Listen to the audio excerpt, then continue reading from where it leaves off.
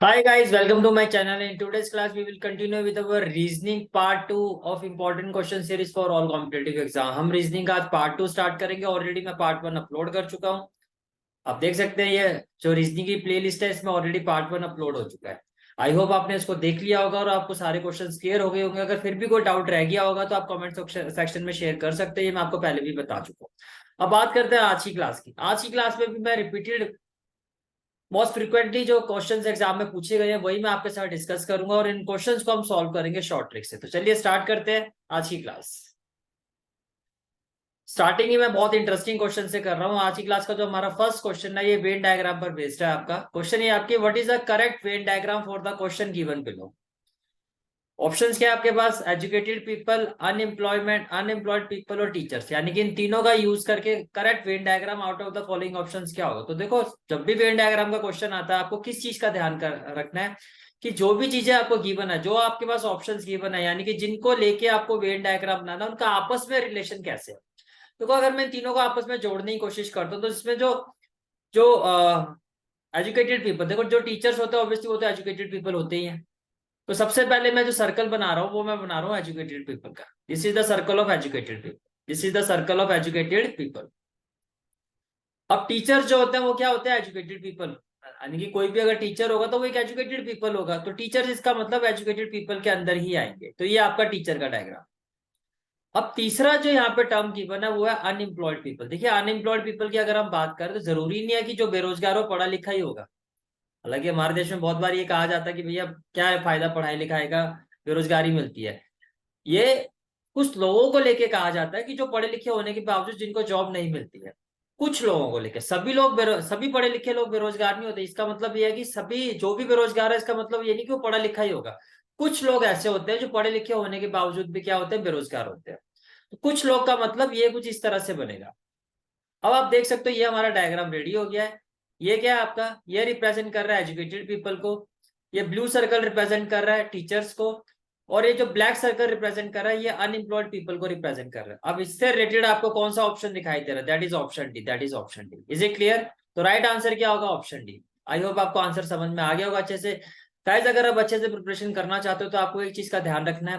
साथ में रजिस्टर और पेन लेके बैठे और अच्छे से साथ साथ में प्रैक्टिस करनी है। जैसे कि मैंने अभी आपको एक क्वेश्चन करवाया तो साथ साथ में आप भी इस वेन डायग्राम को बनाओ, साथ साथ में प्रैक्टिस करते जाओ। बहुत अच्छे से आपकी सारी तैयारी होती जाए। ठीक है? तो राइट आंसर क्या होगा हमारा? Option D. राइट आंसर क्या होगा? Option D.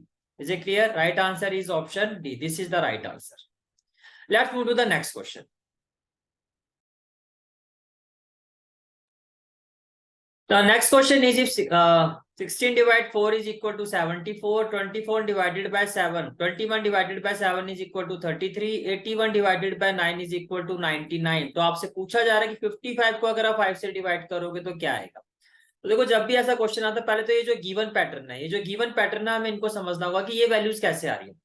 अगर मैं शुरुआत करता हूं तो देखो 16 डिवाइडेड बाय 4। पहले तो हम इस डिजिट पर बात करते हैं, 7 कैसे बनेगा। देखो 1+6 करूंगा तो 7 आएगा, 1+6 करूंगा तो 7 आएगा। और 16 को 4 से डिवाइड करके क्या आएगा? 4। 16 को 4 से डिवाइड करके आएगा 4। क्या ये सेम पैटर्न यहाँ भी बन रहा है? क्या ये सेम पैटर्न यहाँ भी बन रहा है? 21 डिवाइडेड बाय 7। तो हमने यहाँ क्या किया? दोनों डिजिट का सम, तो 2+1 क्या होगा? 3। और 21 को 7 से डिवाइड करूंगा तो 3 आएगा। तो देखो यहाँ पे बन रहा है। ठीक है? इसी तरह से अगर हम बात करते हैं इस टर्म की, तो देखो अगर 81 डिवाइडेड बाय 9, 81 डिवाइडेड बाय 9, तो देखो 8+1, 8+1 क्या होगा आपका? 9। और 9 को 81 से डिवाइड करके भी क्या आएगा? 9। तो पैटर्न हमारा सभी जगह पे फिट हो रहा है कि हम जहां भी इसको अप्लाई कर रहे हैं ये सभी जगह पे हमारी वैल्यू ठीक आ रही है। इसका मतलब यहाँ पे फिर कुछ ऐसा ही होना चाहिए कि 5+5 क्या होगा? 10।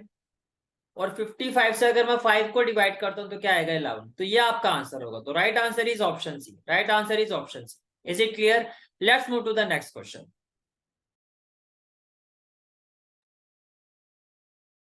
Select the related word from the given alternative। ये आपका नेक्स्ट क्वेश्चन है। Select the related word from the given alternative। Alternative क्या है? Country, president. तो आपसे पूछा जा रहा है स्टेट के साथ क्या आएगा। यहाँ ऐसे क्वेश्चन में भी आपको सेम वही चीज पैटर्न को समझना होता है कि कंट्री से प्रेसिडेंट किस तरह से जुड़ा हुआ है, उसी तरह से स्टेट के साथ कौन जुड़ा होगा। देखो यहाँ पर अगर मैं बात करूं, यहाँ कंट्री से प्रेसिडेंट का मतलब ये है कि कंट्री से जो प्रेसिडेंट जो होता है वो एग्जीक्यूटिव हेड होता है। प्रेसिडेंट होता है वो क्या होता है? एग्जीक्यूटिव हेड होता है कंट्री का। यानी कि कार्यपालिका अध्यक्ष, अगर मैं हिंदी में बोलूँ तो कार्यपालिका अध्यक्ष। तो प्रेसिडेंट जिस तरह से कंट्री का एग्जीक्यूटिव हेड होता है, इस तरह से स्टेट का एग्जीक्यूटिव हेड कौन होता है? तो इसका आंसर क्या होगा? Governor. Governor, this is the right answer, this is the right option. Is it clear? ठीक है, let's move to the next question.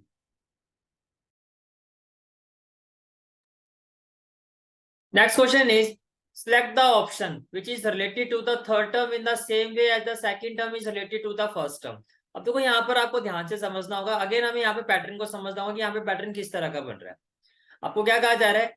आपको ऑप्शन सेलेक्ट करना है which is related to the third term. भाई जिस तरह से 520 जो है 730 से रिलेटेड है, उसी तरह से आपको बताना है 222 किस टर्म से रिलेटेड होगा। 222 किस टर्म से रिलेटेड होगा? 222 जो है वो किस टर्म से रिलेटेड होगा? तो पहले अगर मैं इन दोनों की बात करता हूँ, देखो 520 और 738, 520 738 के अगर मैं डिफरेंस की बात करता हूँ तो ये 218 का डिफरेंस आ रहा है। इन दोनों के अगर मैं डिफरेंस की बात करता हूँ तो 520 से 738 कितना बड़ा है? ये 218 बड़ा है। तो अगर मैं 222 में भी 218 इंक्रीज कर देता हूँ तो ये आएगा आपका 440, ये आएगा 440। और 440 आप देख सकते हो ऑप्शन में नहीं है, 440 आप देख सकते हो ऑप्शन में नहीं है। तो इस तरह से तो हम इस क्वेश्चन में नहीं जा सकते।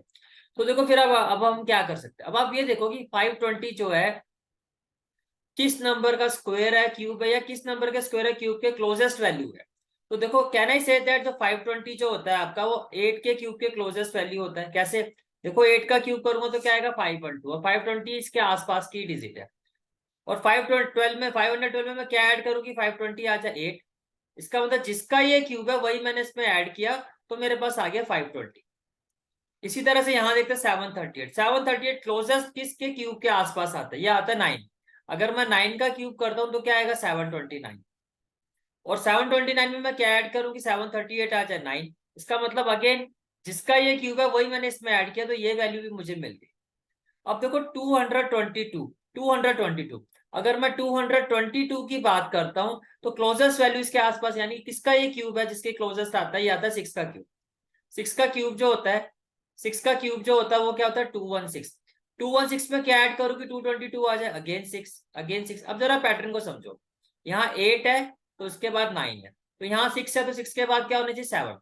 तो अगर मैं 7 का क्यूब करता हूँ तो 7 का क्यूब क्या होगा? 343। और जिसका ये क्यूब है अगर वही नंबर मैं इसमें ऐड करता हूँ, वही नंबर मैं इसमें ऐड करता हूँ तो वो गया 7। तो आंसर क्या होना चाहिए? 350।